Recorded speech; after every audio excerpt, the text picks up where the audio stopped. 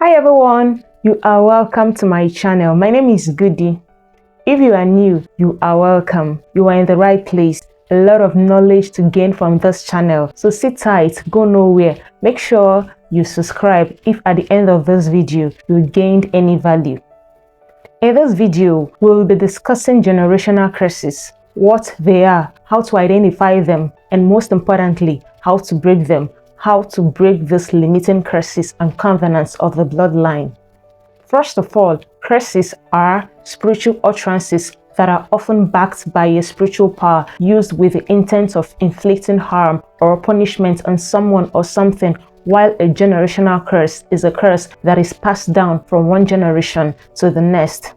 There are judgments people inherit as a result of the sin which their ancestors committed against God. There are chains of sin that we can inherit from our parents and grandparents. These chains can bind us and keep us from living the life God has for us. You just claim things you know nothing about. The devil pegs your destiny. You never rise beyond the level. When you try, the curse drags you down. Generational curses bring about negativity in the life and destiny of their victim. Negativity such as setback, poverty, no marriage, barrenness, giving birth out of wedlock, and even death. You see a family, people don't live beyond a certain age. I came across the story of a young lady.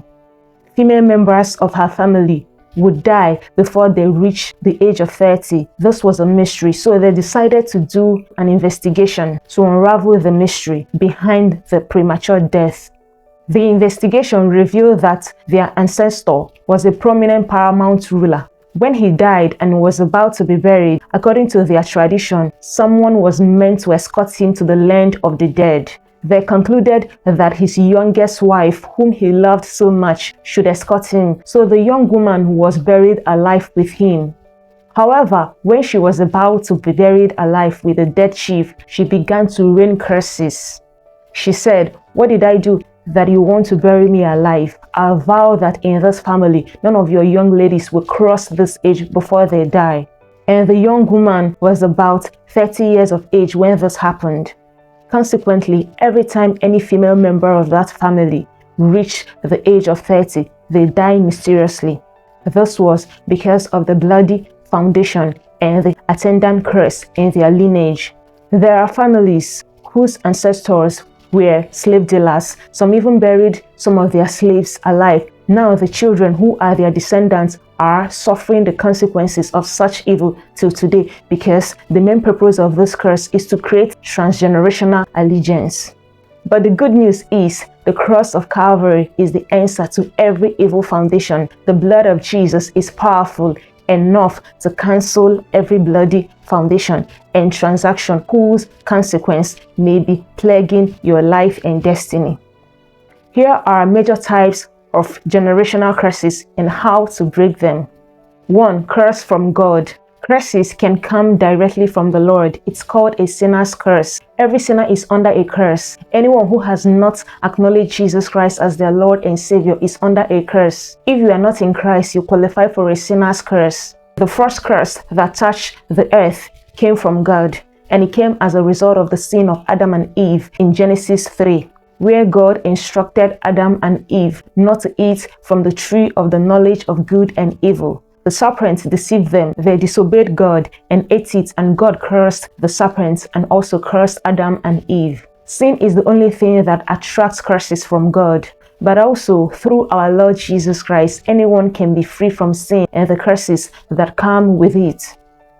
2. Self-inflicted curse. This happens as a result of ignorance and disobedience. As the name implies, these are curses people inflict on themselves, especially by doing and continually doing evil to others. What many do not understand is that it's not until a person speaks a curse on another person before it happens.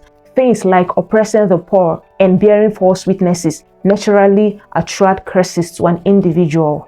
Self-inflicted curses can be broken through genuine repentance, turning away from evil and beginning to do good. Galatians 6 verse 7. Do not be deceived. God is not mocked. For whatever one sows, that he will reap.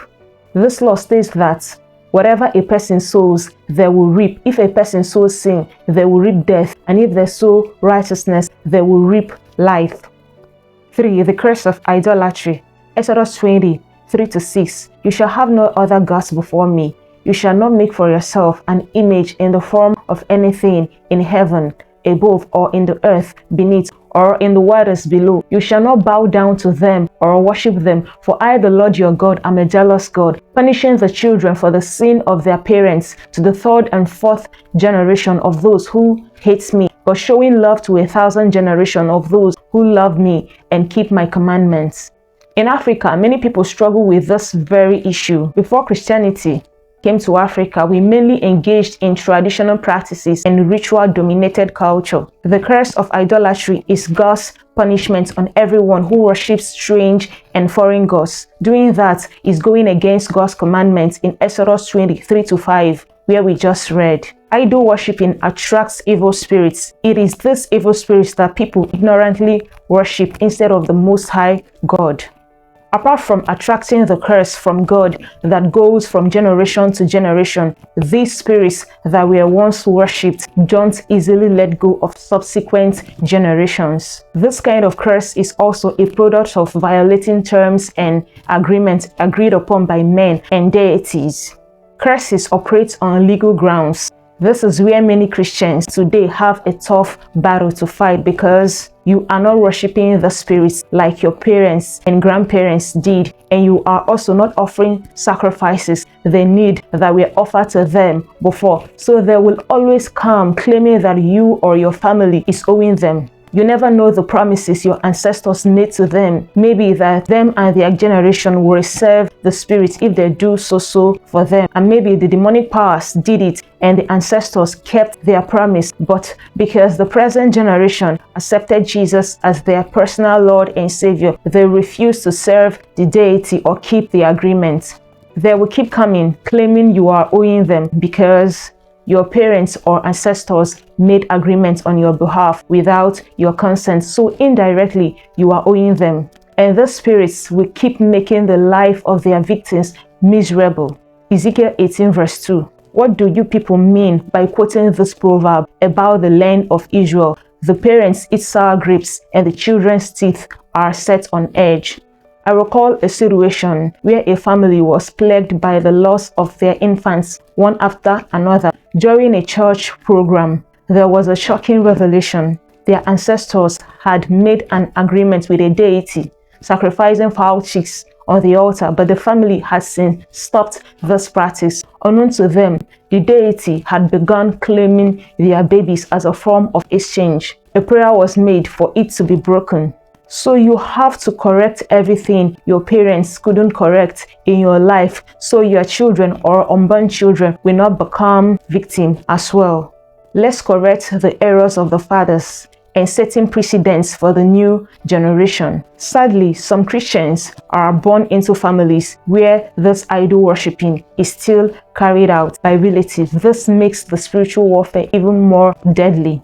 But I believe you will be in a better position to fight back after watching this video. Before the end of this video, I'm going to discuss with you how to pray and break these curses once and for all. You have to stand on the ground of who you are in Christ to pray a prayer to break family curses. You've been bought over by the blood of Jesus Christ. Therefore, you don't belong to your family. You belong to the family of Christ.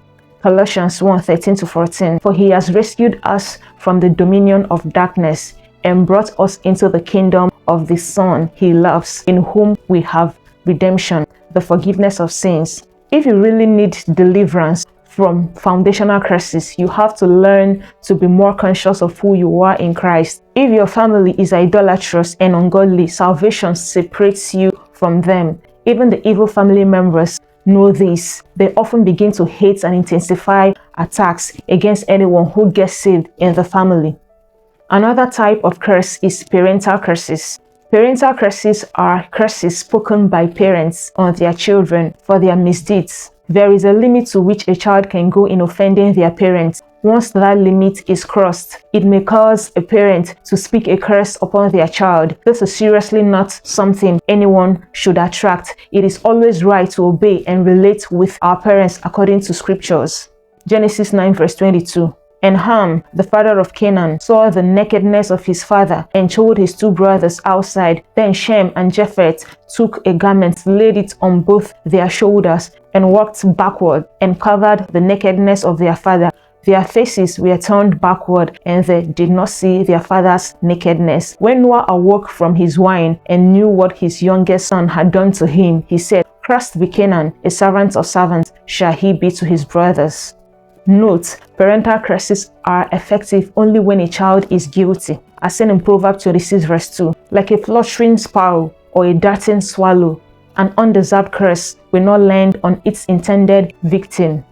Parental curses are best revoked by the parents themselves. That is why men or women of God will always advise people to go back to their parents and ask for forgiveness if they once offended them and were cursed as part of the process of breaking curses. So how do you break generational curses? How can you be free from this bondage? 1. Prayer and fasting. Prayer and fasting are essential keys to breaking generational curses. In Matthew 17:21, Jesus said, "However, this kind does not go out except by prayer and fasting." Fasting breaks the stronghold of the enemy in our lives. When we deny ourselves food, it weakens our flesh and allows the Holy Spirit to have more control. The enemy does not like this because he knows his power is broken when we fast. When you fast and pray, bind any spirit sent on assignment into your life to enforce the curse and lose your life and destiny from their hold in the name of Jesus Christ. 2. Ask God for mercy. Psalm 102 verse 13. Thou shalt arise and have mercy upon Zion, for the time to favor her, yea, the set time is come. Mercy is the attribute of God that provokes his help in our lives, regardless of your satisfying the condition for it or not. Psalm 145 verse 8. The Lord is gracious and full of compassion, slow to anger, and of great mercy. Lord, you said in your word that we shouldn't worship any other God but you, but our fathers did. They sinned, and you said you will punish the children for the sin of the parents to the third and fourth generation. But Lord, according to James 2:13b, let your mercy, Lord, triumph over judgment, because you are good and your mercy is forever. There is one prayer that God cannot say no to. It is the prayer for mercy. Lord, I know I am undeserving of this, but I plead for your mercy. I have sinned, my fathers have sinned, but it's of the Lord's mercy we are not consumed. Lamentations 3:22b says, for his compassion faileth not. When you pray the prayer of mercy, God will answer you and deliver you from the yoke of sin committed by your ancestors. 3. Renouncing the curse and the covenant. Renouncing the curse means rejecting it and declaring that it has no power over you. You do this by speaking out loud and declaring that you are no longer under the curse of generational sin. Tell the devil that according to Colossians 1 verse 13, that God had delivered you from the power of darkness and had translated you into the kingdom of his dear Son. Tell the devil you belong to God. Declare loudly to his ears Galatians 3 verse 13. Christ had redeemed us from the curse of the law, being made a curse for you, for it is written, cursed is everyone that hangeth on a tree. Tell the devil that Jesus has paid for any debt he thinks you are owing him when he died on the cross. Therefore, you owe him nothing. Begin to renounce and denounce the covenants and agreements your fathers made with these deities upon a demonic altar. Amos 3:3. Can two walk together except they be agreed? Tell the devil that you disagree with any curse, covenant, vow, agreement that your ancestors made on your behalf, that you refuse to work together with him never again, that you resist him today and command him to flee and never return again in the mighty name of Jesus Christ. 4. Claim the blessings of God. Begin to claim the blessings of God over every curse. Let the blessing of God swallow every curse over your life and destiny. Claim the promise of God for your life in the scriptures. That's your inheritance in Christ Jesus. The following scriptures contains God's blessings and promises for you. pray and claim the scriptures. Personalize it. They are very effective. Proverbs 26 verse 2. James 4 verse 7. Matthew 16 verse 19. Romans 8 verse 2. Galatians 3 verse 13. If you pray this prayer as well, you will begin to see things change in your life in remarkable ways. Always remember that no evil curse is more powerful than what Jesus did for you on the cross of Calvary. You are now under a superior and heavenly covenant. Speak from this place against every evil covenant that tends to rear its ugly head against you. If you are one of those who often attend family gatherings and be a part of pouring libations and killing animals to ancestors, you have to stop immediately. If you continue being a part of it while praying for your deliverance, it will never come. I believe this video has been useful. If yes, like it, give it a thumbs up, share it. It might be what someone really needs. Be an evangelistic tool God will use to ensure someone's freedom and deliverance. I'll be glad to read your comments in the comment section. Subscribe as well if you are not yet part of this great family. You are blessed.